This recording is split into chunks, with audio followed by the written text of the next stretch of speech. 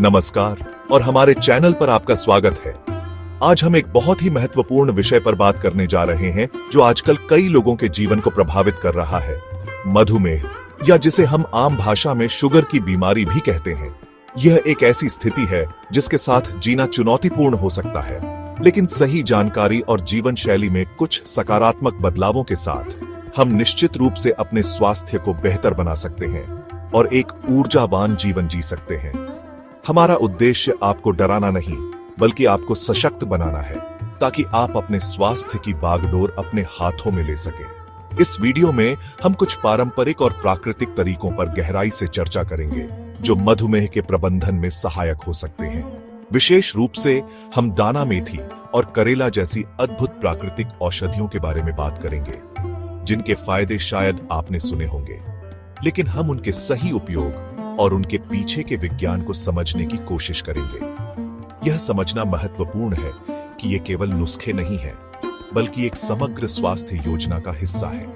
हम सिर्फ लक्षणों को दबाने की बात नहीं कर रहे, बल्कि समस्या की जड़ तक पहुंचने और शरीर को भीतर से मजबूत बनाने की कोशिश कर रहे हैं। तो यदि आप या आपके कोई प्रियजन मधुमेह से जूझ रहे हैं, या आप बस अपने स्वास्थ्य को लेकर अधिक जागरूक होना चाहते हैं, तो यह वीडियो आपके लिए है। हम न केवल आहार पर, बल्कि जीवन शैली के अन्य महत्वपूर्ण पहलुओं पर भी बात करेंगे, जो आपके रक्त शर्करा के स्तर को नियंत्रित करने और आपके समग्र कल्याण को बढ़ावा देने में मदद कर सकते हैं। आइए साथ मिलकर स्वास्थ्य की इस यात्रा पर आगे बढ़ें और जानें कि कैसे छोटे छोटे कदम बड़े बदलाव ला सकते हैं। मधुमेह के प्रबंधन में प्रकृति हमें कई ऐसे उपहार प्रदान करती है जिनका सही उपयोग हमारे स्वास्थ्य के लिए चमत्कारिक हो सकता है।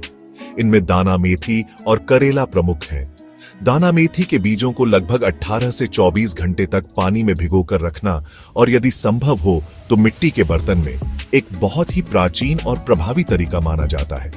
अगले दिन सुबह नाश्ते से पहले या बाद में इस पानी को पीना आपके रक्त शर्करा के स्तर को नियंत्रित करने में मदद कर सकता है। इसके अलावा अंकुरित मेथी दानों को सलाद में या नमक और नींबू के साथ खाना भी एक पौष्टिक विकल्प है।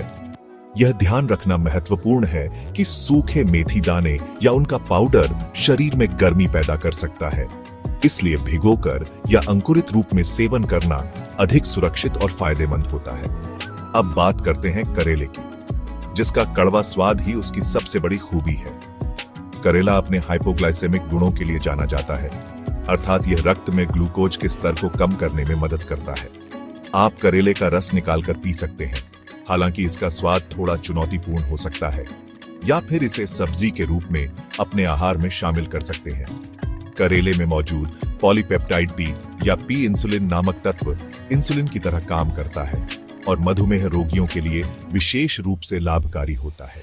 इन दोनों प्राकृतिक औषधियों को अपने दैनिक जीवन में शामिल करना, संतुलित आहार और नियमित व्यायाम के साथ मिलकर मधुमेह के प्रबंधन में एक महत्वपूर्ण भूमिका निभा सकता है। याद रखें, प्रकृति के पास हमारे स्वास्थ्य की कुंजी है, बस हमें उसे सही तरीके से समझने और अपनाने की आवश्यकता है।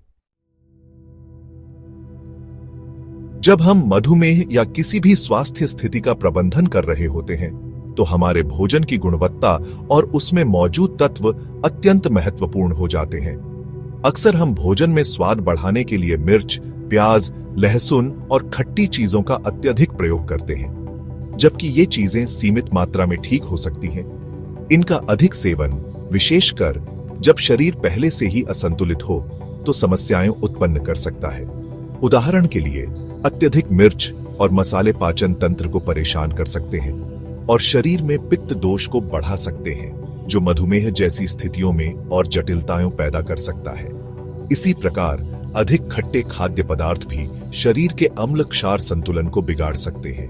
हमारा उद्देश्य यह नहीं है कि आपका भोजन बेस्वाद हो जाए, बल्कि यह है कि हम प्राकृतिक स्वादों की सराहना करना सीखें और ऐसे मसालों का उपयोग करें जो सौम्य हो और शरीर पर सकारात्मक प्रभाव डालें। हल्दी, धनिया, जीरा जैसे मसाले न केवल स्वाद बढ़ाते हैं, बल्कि उनके अपने औषधीय गुण भी हैं। भोजन में प्याज और लहसुन का प्रयोग कम करके या उन्हें पकाते समय उनकी मात्रा को संतुलित रखकर हम उनके संभावित नकारात्मक प्रभावों से बच सकते हैं। यह एक क्रमिक प्रक्रिया है जिसमें हम धीरे धीरे अपने स्वाद को परिष्कृत करते हैं और उन खाद्य पदार्थों की ओर बढ़ते हैं जो वास्तव में हमारे शरीर का पोषण करते हैं, न कि केवल हमारी स्वाद कलिकाओं को उत्तेजित करते हैं। हमारे दैनिक जीवन की भागदौड़ और तनाव का सीधा असर हमारे स्वास्थ्य पर पड़ता है और मधुमेह जैसी स्थितियों में यह और भी महत्वपूर्ण हो जाता है। इसलिए दिन के अंत में जब आप अपने सभी कार्यों से निवृत्त हो जाते हैं तो कुछ समय आत्मचिंतन और शांति के लिए निकालना आवश्यक है। अपनी दिन भर की सफलताओं और असफलताओं को ईश्वर या किसी उच्च शक्ति को समर्पित करने का अभ्यास आपको मानसिक बोझ से मुक्त कर सकता है। यह समर्पण की भावना आपको परिणामों से अनासक्त होने में मदद करती है, जिससे चिंता और तनाव कम होता है। जब मन शांत होता है तो शरीर भी बेहतर तरीके से प्रतिक्रिया करता है और स्वास्थ्य सुधार की प्रक्रिया तेज होती है। इसके बाद शरीर और मन को पूर्ण विश्राम देना महत्वपूर्ण है। जल्दी बिस्तर पर जाना और गहरी नींद लेना ताकि आप ब्रह्म मुहूर्त में यानी सूर्योदय से पहले जाग सकें, आपके शारीरिक और मानसिक स्वास्थ्य के लिए अत्यंत लाभकारी है। रात की अच्छी नींद हमारे हार्मोन को संतुलित करती है, शरीर की मरम्मत करती है और अगले दिन के लिए हमें ऊर्जावान बनाती है। जब हम तनाव मुक्त होकर और पर्याप्त विश्राम लेकर सोते हैं तो हमारा पाचन तंत्र भी बेहतर काम करता है और रक्त शर्करा का स्तर भी अधिक स्थिर रहता है। यह छोटी सी आदत आपके जीवन की गुणवत्ता में बड़ा सुधार ला सकती है। प्रातःकाल सूर्योदय से पूर्व लगभग 5 बजे के आसपास जागना, जिसे भारतीय परंपरा में ब्रह्म मुहूर्त कहा जाता है, स्वास्थ्य और आध्यात्मिकता दोनों ही दृष्टिकोण से अत्यंत महत्वपूर्ण माना गया है। इस समय वातावरण में सात्विक ऊर्जा का प्रवाह होता है जो हमारे मन और शरीर पर गहरा सकारात्मक प्रभाव डालती है। जब हम इस विशेष समय में जागते हैं तो हमें दिन की शुरुआत एक शांत और केंद्रित मन के साथ करने का अवसर मिलता है। यह समय ध्यान, योग या आत्मचिंतन के लिए सर्वोत्तम होता है क्योंकि बाहरी दुनिया की हलचल अभी शुरू नहीं हुई होती और हम स्वयं से बेहतर तरीके से जुड़ पाते हैं। ब्रह्म मुहूर्त में जागने के शारीरिक लाभ भी अनगिनत हैं। यह हमारे शरीर की जैविक घड़ी को प्रकृति के साथ तालमेल बिठाने में मदद करता है, जिससे हार्मोनल संतुलन बेहतर होता है। इस समय जागने से पाचन क्रिया सुचारू रूप से काम करती है, चयापचय बढ़ता है और पूरे दिन शरीर में ऊर्जा का स्तर ऊंचा बना रहता है। मधुमेह रोगियों के लिए यह आदत विशेष रूप से फायदेमंद हो सकती है क्योंकि यह तनाव हार्मोन कोर्टिसोल के स्तर को नियंत्रित करने में मदद करती है, जिसका रक्त शर्करा पर सीधा प्रभाव पड़ता है। शुरुआत में यह थोड़ा चुनौतीपूर्ण लग सकता है, लेकिन धीरे धीरे अभ्यास करने से यह एक सहज और आनंददायक आदत बन सकती है। शारीरिक गतिविधि मधुमेह प्रबंधन का एक अभिन्न अंग है और टहलना सबसे सरल और प्रभावी व्यायामों में से एक है। लेकिन केवल यंत्रवत रूप से टहलने के बजाय यदि हम इसे सचेतन होकर करें तो इसके लाभ कई गुना बढ़ जाते हैं। टहलते समय अपनी श्वास पर ध्यान केंद्रित करें। नाक से लंबी और गहरी सांसें लें और धीरे धीरे छोड़ें। जब आप नाक से सांस लेते हैं तो हवा शुद्ध होती है, गर्म होती है और फेफड़ों तक बेहतर तरीके से पहुंचती है। गहरी सांस लेने से शरीर में ऑक्सीजन का प्रवाह बढ़ता है, जिससे हर कोशिका को ऊर्जा मिलती है और विषैले तत्व बाहर निकलते हैं। यह प्रक्रिया तनाव को कम करने और मन को शांत करने में भी मदद करती है। इसके साथ ही चलते समय यह भावना अपने मन में रखें कि आप अपने स्वास्थ्य को बेहतर बना रहे हैं। प्रत्येक कदम जो आप उठाते हैं वह आपको बेहतर स्वास्थ्य और कल्याण की ओर ले जा रहा है। यह सकारात्मक आत्मपुष्टि आपके मानसिक दृष्टिकोण को बदल सकती है और व्यायाम के प्रति आपकी प्रेरणा को बढ़ा सकती है।